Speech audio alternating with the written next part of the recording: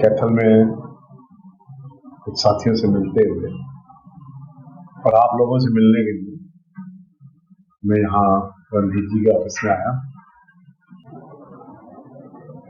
तो फिलहाल अगर बात करें तो भाजपा सरकार है, जो नायब सैनी की सरकार, उनके कार्यकाल को, उनके कामों को आप कहाँ देखते हैं?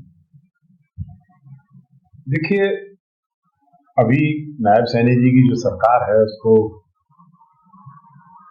6 महीने हुए हैं और किसी भी सरकार को आकलन करने में 6 महीने बहुत कम समय हुआ होता है। अब विधानसभा हरियाणा की आजकल चल रही है बजट सत्र और उसमें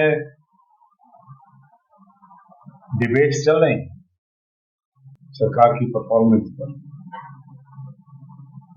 कांग्रेस पार्टी के लोग बड़ी मजबूती से वहां अपनी बात उठा रहे हैं और मैं ये भी कहना चाहूंगा कि इस विधानसभा सत्र में मैंने देखा है कि जो हमारे यंग बच्चे हैं, यंग एमएलए, फॉर इंस्टेंस आपके यहां से एमएलए हैं आदित्य सुरजेवाला, मुझे भारतीय जनता पार्टी के कई सिटिंग एमएलए ने ये बात कही कि उनकी परफॉर्मेंस बहुत अच्छी विधानसभा में रही और उन्होंने मुद्दों को बड़ी मजबूती से उठाया। इसी तरह कांग्रेस के जो एमएलए हैं वो सरकार की फंक्शनिंग के ऊपर, सरकार कैसे चल रही है, सरकार की क्या कार्यशैली है, इस पर पूरी चर्चा हो सकती है। तो बजट जो है वो हरियाणा के लिए कितना लाभकारी है? जिस तरह से बजट जो जारी हो, कितना आप मानते हैं हरियाणा के लिए कारगर है या नहीं? देखिए, मैं समझता हूं कि हरियाणा सरकार को जो कर्ज का बोझ हरियाणा में बढ़ रहा है उसके बारे में कुछ सोचना चाहिए और हमारा जो मुद्दे हैं, चाहे वो एम्प्लॉयमेंट से है, चाहे इंफ्रास्ट्रक्चर से है, सरकार को ये इंश्योर करना चाहिए कि जो बजट एलोकेशन हुई है उनका सही उपयोग और जमीनी इंप्लीमेंटेशन हो, तभी बजट सिर्फ आंकड़ों का खेल हो जाए। लेकिन अगर उसकी इंप्लीमेंटेशन जमीन पर दिखाई दे तो उस बजट का महत्व। अगर लॉ एंड ऑर्डर की हरियाणा में बात करें तो कहाँ देखते हैं लॉ एंड ऑर्डर को? लगातार गोलियां जो है उनकी आवाज जो है हरियाणा के हर जिले में जो सुनने को मिल रही है। कई नेता जो है वो कहीं ना कहीं इसका शिकार भी है, मौत के साथ उतारे गए। देखिए, पिछले कुछ समय में ऐसी घटनाएं हुई जिनका जिक्र आप कर रहे थे, जो कि कानून व्यवस्था पर एक प्रश्न चिन्ह लगा रही और मैं सरकार का काम है सबको सुरक्षा देना। सरकार का काम है कि सामान्य जनमानस अपने आप को सुरक्षित महसूस करें। सरकार को इस काम को इंश्योर करें। विपक्ष को लेकर, नेता को लेकर काफी सवाल या निशान खड़े हो रहे हैं। क्यों नहीं कांग्रेस अपने विपक्ष के नेता को बना पा रही? क्या कारण आपको लगता है? आप पूर्व में स्पीकर भी रह चुके हैं कांग्रेस के। ये तो $1 मिलियन क्वेश्चन आपने पूछ लिया। करीबन 6 महीने हो जाए सरकार में और हमारे भी 37 विधायक विधानसभा में बैठे हैं। इट इज एबनॉर्मल, इतना समय लगना नहीं चाहिए था, लेकिन पार्टी के सभी विधायकों ने एक रेजोल्यूशन पास करके हाईकमान को ये बात छोड़ दी कि वो जब भी चाहे फैसला लेना चाहे और जो भी फैसला लेना चाहे नेता प्रतिपक्ष के बाद स्वतंत्र। तो अब फैसला तो हाईकमान ने, विधायकों ने तो अपना फैसला सुना, लेकिन कांग्रेस बेटर परफॉर्म कर सकती है अगर सदन में कोई हिस्सा नहीं। तो कोई हुड्डा का अहम आड़े आ रहा है इसमें का बनाने में? देखिए, कुछ बातें आपको पता होती है, मुझे नहीं पता होती, किसका अहम है क्या है।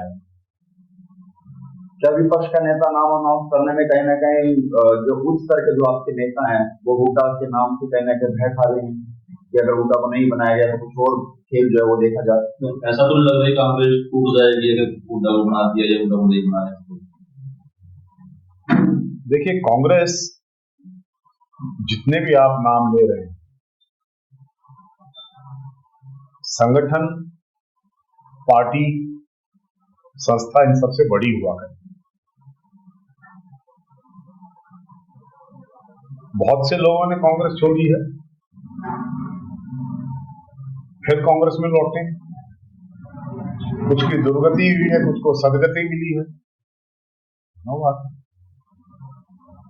लेकिन कांग्रेस वही है, 128 साल पुरानी पार्टी है, 40 साल हो गए। उतार चढ़ाव आया करते हैं राजनीति में। मैं आपकी इस बात से सहमत हूं कि कोई बहुत अच्छे दौर से हम नहीं गुजर रहे हैं। लोकसभा के अंदर हरियाणा की जनता ने अपना निर्णय दिया, 46% हमें वोट दी, 44% बीजेपी को दी, 5 सीटें पार्लियामेंट की हमको, 5 बीजेपी। उसके बाद भारतीय जनता पार्टी तो इस बात की प्रिपरेशन में लग गई कि असेंबली इलेक्शन आ रहा है, इसकी लड़ाई लड़ेंगे, और कांग्रेस पार्टी हवा बनाने में लगी, पंख फेंकने में लगी। 2019 विधानसभा के चुनाव को लेकर बात करें या 2024 के चुनाव को लेकर बात करें, कांग्रेस लगातार फैसले रही कि हम सरकार बना रहे, सत्ता में आए। जमीनी स्तर पर अगर बात करें तो संगठन को तो बना नहीं पा रहे, सरकार बनाने की बात हमेशा करते रहे, जिला तक नहीं कर पाए, संगठन को मजबूत नहीं कर पाए। क्या लगता है कि इस तरीके से सरकार बना पाएंगे आने वाले समय में? बड़ी महत्वपूर्ण बात कही है आपने। संगठन अब से नहीं, पिछले 3-4 चुनाव हम लड़े, 14, 19, 24, और इन तीनों चुनाव हमारा कोई संगठन। दूसरी तरफ बीजेपी पन्ना प्रमुख तक पहुंची नहीं, संगठन के बल पर ही बीजेपी ने चुनाव जीता है, और संगठन की कमी के कारण हम चुनाव। आपने ये कहा है कि संगठन के निर्माण की, देखिए, Shri BK Hari Prasad senior leader है, हरियाणा के पहले प्रभारी, उनको हरियाणा का प्रभारी नियुक्त किया है, और पिछले 1-1.5 महीने से उन्होंने सभी वरिष्ठ नेताओं से, तो जो भी उनसे मिलना चाहता, आज भी वो मिल रहे हैं चंडीगढ़ में, सबकी राय ले रहे, और उन्होंने कहा है कि संगठन का निर्माण उनकी प्राथमिकता होनी भी चाहिए। संगठन के बिना किसी भी प्रकार की जीत, आगे बढ़ना संभव नहीं। तो यही कहा है कि हम जीतते जीतते हार जाते हैं। आपके नेता हैं ईश्वर सिंह, वो सांसद भी रहे और विधायक भी रहे हैं, वो आज भाजपा ज्वाइन कर रहे हैं पंचकुला में, तो कहाँ देखे होंगे परिवार कांग्रेस छोड़कर भाजपा में जा रहे हैं? ईश्वर सिंह जी बहुत बड़े नेता हैं, उनकी सूझबूझ जितनी है उतनी मेरी नहीं है। जो कुछ करते हैं सोच समझकर करते हैं। कहीं ना कहीं आपके भी बाजार गर्म, आपके नाम से भी कहीं ना कहीं आप भी भगवा रंग जो है वो धारण कर सकते हैं, भाजपा ज्वाइन कर सकते हैं। देखिए, नेताओं, सब्सटेंशियल आदमी के बारे में चर्चाएं गर्म रहती हैं।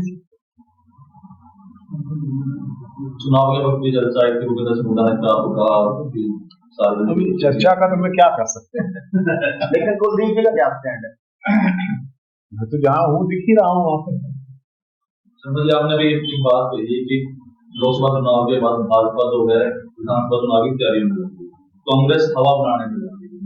आपका ये कहना है कि कांग्रेस बिना तैयारी के चुनाव सिर्फ हवा बनाने? जो मैंने कहा है वही मेरा कहने का मतलब है कि अगर पार्लियामेंट के इलेक्शन के अच्छे रिजल्ट के बाद जो हवा बनी थी, कि विधानसभा में कांग्रेस की सरकार बनी, अगर लीडरशिप गंभीरता से सिर जोड़कर एक प्रयास करती, संयुक्त साझा,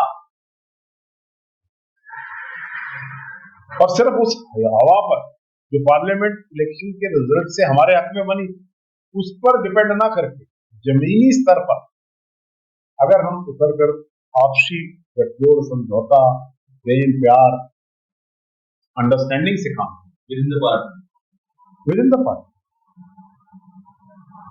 कुलदीप जी, वहीं पे अगर भाजपा की अगर बात करें, वो बड़े बड़े आरोप लगा रही है कि कांग्रेस जो है वो हरियाणा के लोगों के हित के लिए काम नहीं कर रही है, वो अपने पुत्रों के लिए काम कर रही है। सोनिया गांधी राहुल गांधी के लिए, भूपेंद्र सिंह हुड्डा दीपेंद्र हुड्डा के लिए, वहीं अगर कैपिटल में बात करें तो रणदीप सिंह सुरजेवाला आदित्य सुरजेवाला के लिए, कहीं ना कहीं पुत्र मोह में फंस रह गई है कांग्रेस। देखिए, भारतीय जनता पार्टी के इतने नेताओं के मैं आपको उदाहरण दे सकता हूं। हमारी बेटी है, सुषमा जी की बेटी, साहब सिंह वर्मा जी के बेटे प्रवेश वर्मा, श्री राजनाथ सिंह जी के बेटे, ऐसे अनेक उदाहरण हैं राजनीति में। आप ये भी तो कहिए, लेकिन चुनाव के बाद बड़े नेताओं ने कहा है, पे शैलजा हुई है, उन्होंने कहा है कि ये सिर्फ पुत्र को मुख्यमंत्री प्रदर्शन के लिए काम कर रहे हैं, पार्टी से सरकार का वोट से कोई संबंध नहीं है, चुनाव ये चल रहा है। देखिए, अगर पंडित मोतीलाल नेहरू जेल गए, संघर्ष किया है, उन्होंने जवाहरलाल नेहरू को प्रधानमंत्री नहीं बनाया। पंडित नेहरू भी जेल गए, लाठियां खाई, 11 साल जेल काटी। इंदिरा जी ने भी संघर्ष किया, स्वतंत्रता संग्राम लड़ा, जेल गई, वानर सेना बनाई, मां चलेगी जेल चलेगी, उनका संघर्ष है। अब आप ये कह रहे हो कि जवाहरलाल नेहरू जी ने इंदिरा जी को बनाया था क्या प्राइम मिनिस्टर? बीच में शास्त्री क्या है? ऐसा नहीं है, ये आरोप लगते रहते। लेकिन अगर राजनीति में मेरा पुत्र, मैं किसी के पुत्र की बात नहीं, अगर राजनीति करना चाहता है तो राजनीति केवल इसलिए ना करे कि वो मेरा पुत्र है, वो करना चाहता है तो, लेकिन अल्टीमेटली तो लोग एक्सेप्ट करेंगे। आज आदित्य सुरजेवाला को एमएलए बनाया है तो लोगों ने बनाया है, या सुरजेवाला जी ने बनाया है? लोग बनाते हैं, करेंगे ना। अगर आपका बेटे में प्रतिभा है तो राजनीति करना चाहता, देश की से राजनीति नहीं, आप राजनीति तो एक माध्यम है ना, लोगों को जुड़ने का, सेवा करने, अगर करना चाहता है तो ये तो कोई बात नहीं। चुनाव से पहले पार्टी एक्सरसाइज करती है, आवेदन मांगती है कि टिकटार्थी जो है वो अपने आवेदन सभी पार्टी मांगती है, तो कांग्रेस भी मांगती है, तो फिर ये एक्सरसाइज क्या है? This is wrong. मैं इस एक्सरसाइज के बिल्कुल हक में नहीं हूं, मेरी व्यक्तिगत राय है। कांग्रेस का टिकटों के लिए आवेदन मांगना 2580 लोगों से, it was a wrong step. Kuldeep ji, आपके समाज के ही एक गायक है मासूम शर्मा, उनका मुद्दा जो है मेरा, मैं सर्व समाज का आदमी हूँ, मुझे आप सीमित समाज में ना, राजनीति करते हैं हम लोग। चलिए, उस मुद्दे को आप कहाँ देखते हैं कि मासूम शर्मा के धर्म कल्चर के गानों को लेकर जो डिलीट कर दिया है और आमतौर पर कह रहे हैं धर्म कल्चर के गानों को जो आगे प्रमोट नहीं किया जाएगा, कहाँ देखते हैं? देखिए, अभी जिस बात से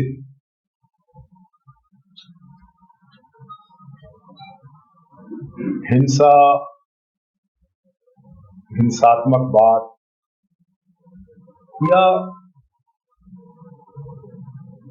ऐसा लगता है कि यूथ मिसगाइड हो सकता है, तो उस बात पर विचार करना चाहिए। गायक को भी सोचना चाहिए, कॉमेडियन को भी सोचना चाहिए, राजनेताओं को भी सोचना चाहिए कि सामाजिक समरसता बनी। शर्मा जी, आप स्पीकर रहे आपको हाउस लाने का अनुभव गया, इस जो विधानसभा सत्र चल रहा है, कुछ ऐसी चीजें हुई आपने भी नोटिस की होंगी, मंत्री या विधायक रहे वो आप कहाँ देखते हैं उस सारी चीज को? क्या जो मौजूदा स्पीकर हैं सवाल नहीं उठा रहे, लेकिन उठा है सदन में। आपके मुख्यमंत्री मुद्दा ने उठाया कि आप सदन ठीक से नहीं चला पा रहे, तो लोग नहीं बोले। देखिए, मैं खुद स्पीकर रहा हूँ, इस बार आप इसलिए उस ऑफिस की बहुत इज्जत करता हूँ। मैं माननीय हरियाणा विधानसभा के अध्यक्ष श्री रविंद्र कल्याण की करनी पर किस प्रकार से फंक्शन करते हैं किसी प्रकार की टिप्पणी नहीं करूंगा, ना मेरा अधिकार। मैं ये कह सकता हूं कि कल को ये कहेंगे अखबार वाले कि मैं बीजेपी की बड़ाई करूंगा, लेकिन मैं ये कहूंगा कि हरविंदर कल्याण सदन में मैंने उनको देखा है, वो मंत्रियों को भी टोकते बैठे हो। तो ठीक है, कांग्रेस अगर उनकी कार्यवाही पर संतुष्ट नहीं है तो कांग्रेस में बैठे सदन के एमएलए को अधिकार है, मुझे नहीं। मैं ये कहूंगा कि बहुत अच्छे सुचारू ढंग से सदन को चलाने की कर्तव्य निष्ठा और जिम्मेवारी स्पीकर की है, and I have all the regard for the post of. बहुत बहुत शुक्रिया।